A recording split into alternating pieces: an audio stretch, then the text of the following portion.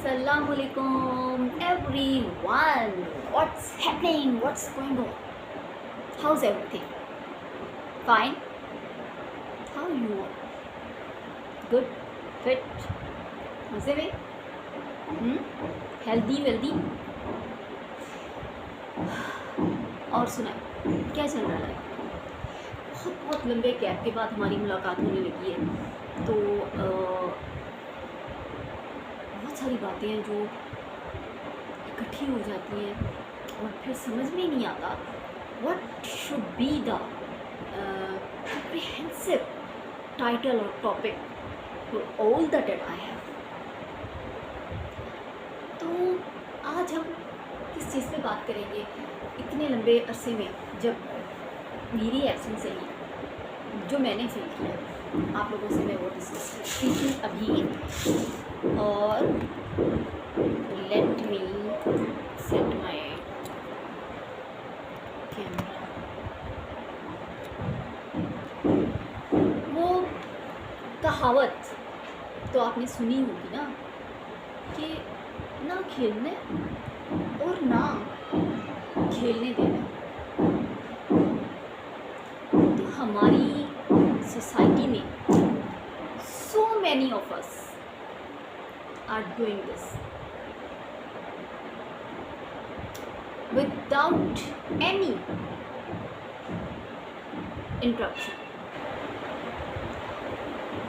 They are doing this, and actually we do provide them the right doing this. हम अपनी lives को खुद उनके आगे यूँ पेश कर देते हैं लग के कि yes please criticise me, I am hungry, I am thirsty for your poor criticism, pathetic situation we are as human beings facing, going through. But we mostly of us don't have any other option. But why? My question is why? Why don't you take step against this happening?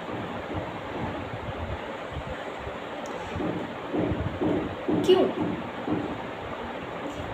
देखिए, हर इंसान की individual life है, उसकी individual interest है, उसकी individual hobbies है, उसकी individual abilities है, उसका individual personal perception of criteria है, उसका पर्सनल स्कोप है, उसकी पर्सनल माइक्रोस्कोप है जिससे वो लाइफ को देखता है, जज करता है, एनालाइज करता है, क्रिटिसाइज करता है। And all we don't have the same perception, same perspectives. तो हम क्यों दूसरों को अपना बिटर जजमेंट दे देते हैं कि अगले बंदे की लाइफ स्टॉप होके रह जाती है। If you are doing this, please stop doing this. आप फिर उसी कैटेगरी में स्टैंड करते हैं कि जो ना खुद खेलते हैं और ना दूसरों को खेलने देते हैं। इसका मतलब ये होता है कि ना खुद जीते हैं ना दूसरों को जीने देते हैं। ज़िंदगी जो है वो एक प्यारा सा तोहफा है, और प्लीज़ इसको ना अपने लिए पैनिक बनाएं ना दूसरों के लिए। Very very very main aspect to discuss all this under this heading topic title, main perspective is this, main motive is this. मुझे बताएं, if someone he or she is married, having kids, don't they have more life to live? Is their life over after getting married? After having kids, her or his life is over? In your opinion, आप सोचें और बताएं। एक मर्द की या एक औरत की जब शादी हो जाती है, उसके बच्चे हो जाते हैं, तो क्या हमें उस पर ये लेबल लगाना है, हमें ये स्टैंप लगानी है कि इसकी शादी हो गई है, इसके बच्चे हो गए हैं, now he or she doesn't have any right to adore himself or herself, to entertain himself or herself, or to live life lively for her or his own sake, just to satisfy his or her own self. ऐसा क्यों है?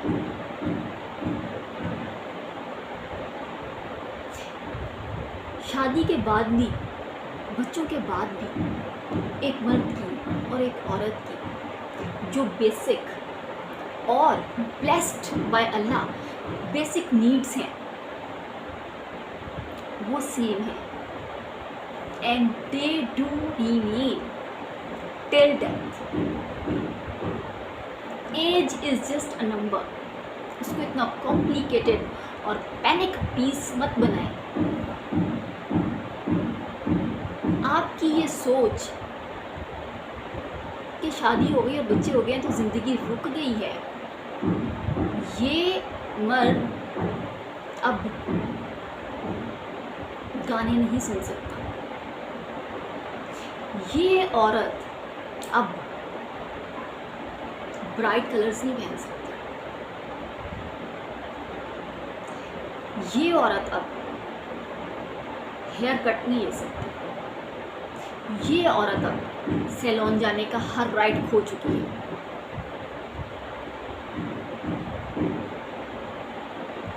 ये मर्द अब सज रहा है तो किसके लिए? खुश नजर आ रहा है तो किसके लिए?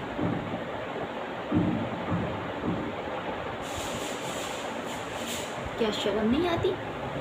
शादी हो गई है, बच्चे हो गए, शादी हो गई है, बच्चे हो गए हैं, बट आपकी जो अपनी सेल्फ है, आपकी जो अपनी शख्सियत है, आपकी जो अपनी पर्सनैलिटी है, आपकी जो अपनी एक जिंदा जान है, बीइंग एन इंडिविजुअल, और उसमें जो रूह डाली है अल्लाह ने, और वो एहसासात और इमोशंस जो उसने डाले हैं, जो बिल्कुल ब्लेस्ड, गॉड गिफ्टेड और नेचुरल और यूनिवर्सल है, जिन्हें दुनिया की कोई रिसर्च जुटला नहीं सकती, वो शादी के बाद भी जिंदा रहते हैं, वो बच्चों के बाद भी जिंदा रहते हैं।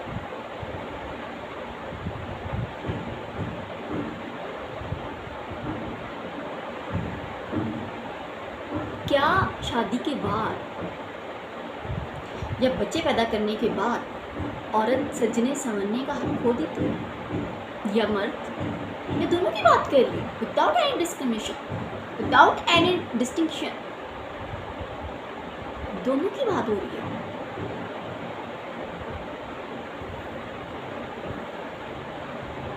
क्या औरत आईना देखने का हक खो देती है? क्या औरत अपनी पिक्चर्स बनाने का हक खो देती है? बताएं। क्या औरत खुद के लिए सजने का, संवरने का, खुश होने का हक खो देती है? और इवन मेल्स? नहीं, they do have right at each and every age of life, along with single passing moment. They do have right to live their life. ज़िंदगी को उसकी पूरी कीमत अदा करें, क्योंकि वो अनमोल तोहफा है, इसका कोई ऑल्टरनेटिव नहीं है। ऐसे लोग जो इस तरह की हरकतें करते हैं, इसको एक, अगर हम चाइल्डिश बिहेवियर का नाम, तो मेरा ख्याल है इससे प्यारी और कोई बात नहीं हो सकती। तो चाइल्डिश बिहेवियर से बाहर निकल आएं, बचपना छोड़ दें, बड़े बन जाएं, अपनी सोच को बड़ा करें। Try to broad your minds.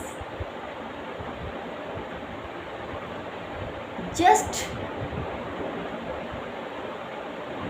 be a bookish degree holder is not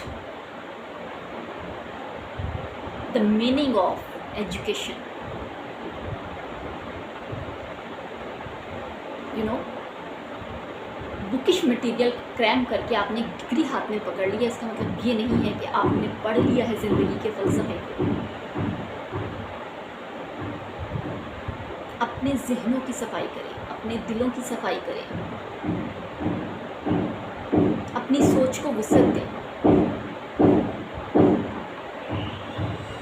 ज़िंदगी की तरफ आपका जो नज़रिया है उसको एक ब्रॉडर लुक दें। प्लीज़ खुद भी जिए और दूसरों को भी जीने दें, खुद भी खेलें और दूसरों को भी खेलने दें। जियो और जीने दो। इस पे इम्प्लीमेंटेशन होना चाहिए। बल्कि मैं तो कहती हूँ इस चीज़ के ऊपर एक लीगल एक्शन होना चाहिए। If someone is trying to interfere in your life without any concern, he or she must be punished legally. क्या कहते हैं? बहुत से लोगों की ज़िंदगियाँ आसान हो जाएंगी और हमारी ज़िंदगियों में यकीन जाने खुशियों की एक नई लहर दौड़ेगी, उम्मीद की एक नई लहर दौड़ेगी कि जो पैनिक, डिप्रेशन, एंग्जाइटी और आप कह लें कि मेंटल डिसऑर्डर्स हो रहे हैं, ये बहुत हद तक स्टेबल हो जाएगी ये सिचुएशन। तो प्लीज़ ज़हनी तौर पे पढ़े लिखे बने,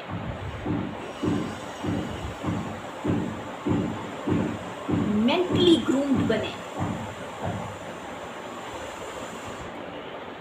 आपके हाथ में पकड़ी हुई डिग्री आपको फाइनेंशियल और प्रोफेशनल बेनिफिट तो देगी, लेकिन आपकी जो सोच है यहाँ पे, जो सोच है यहाँ पे, जब वो यहाँ से निकलेगी ना, यहाँ से,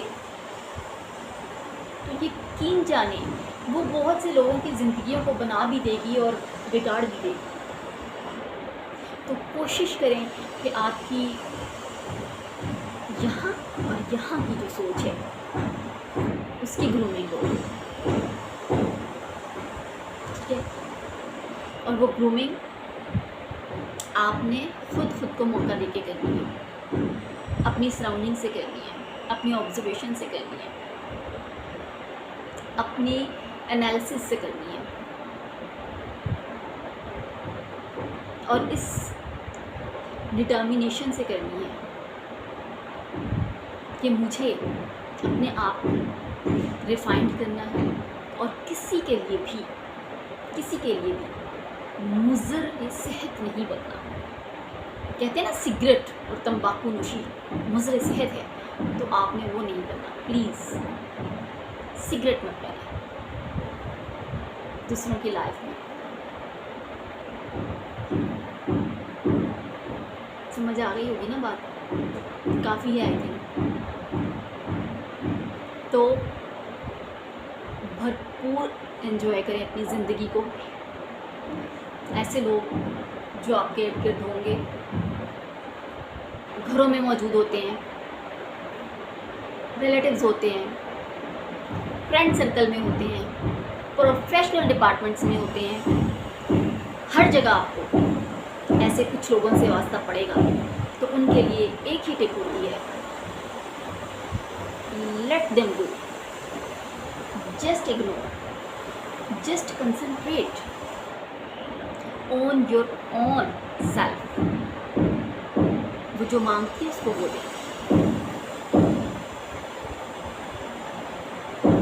ठीक है? अपने लिए जिए, सबसे बढ़कर आपके लिए आपकी ज़ात अहम है। आप खुद खुश होंगे तो आप खुशियाँ बांटेंगे। और जो लोग इस तरह के होते हैं जो जगह जगह पे कांटे बिछाने की कोशिश करते हैं अपने मुख्तलिफ चाइल्डिश बिहेवियर और एक्ट से, इस तरह के लोग एक्चुअली दे आर मेंटली सिक।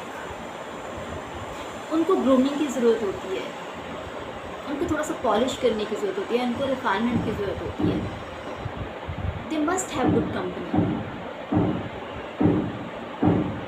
ठीक है? तो कोशिश करें, अगर आपके नज़दीक इस किस्म के लोग हों तो अगर वो काबू में आने वाले हैं तो उनको अपनी टॉक थेरेपी दें, ठीक है? हो सकता है उनकी थोड़ी सी काउंसलिंग हो जाए, अगर नहीं तो live it, just ignore them और ऐसे लोगों को अवॉइड करना सीखें।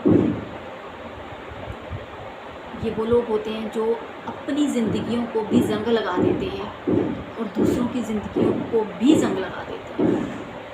जब जंग लग जाता है, आपको पता है ना फिर क्या होता है? जैसे एक मशीन के साथ होता है, तो हमारी ह्यूमन बॉडी भी इज जस्ट लाइक मशीन। जंग लग जाता है तो everything is over, dead, inactive, passive. तो आप देखिए, अगर आपकी लाइफ, आपकी ज़ात, आपकी नीड्स, आपकी ख्वाहिशात, आपकी इमोशंस, आपकी फीलिंग्स, अगर हर चीज़ को जंग लग गया है, वो स्टॉप है, उसमें कोई कलर्स नहीं, कोई लाइफ नहीं है, कोई इमोशंस नहीं है, तो कैसे ज़िंदगी गुजारेंगे आप? कैसे लड़ेंगे ज़िंदगी के इतने बड़े बड़े क्लैमिटीज़ और डिज़ास्टर्स से? तो खुश रहें और खुशियाँ बांटें। किसी के लिए भी तकलीफ़ का कभी भी ज़रिया मत बने, ओके? मेरी तरफ से बहुत सारे best wishes to all of you. Good luck, stay happy, spread happiness and smile everywhere as much as you can do it. Keep me remembering your prayers. Do subscribe my channel. Give me feedback. I love you.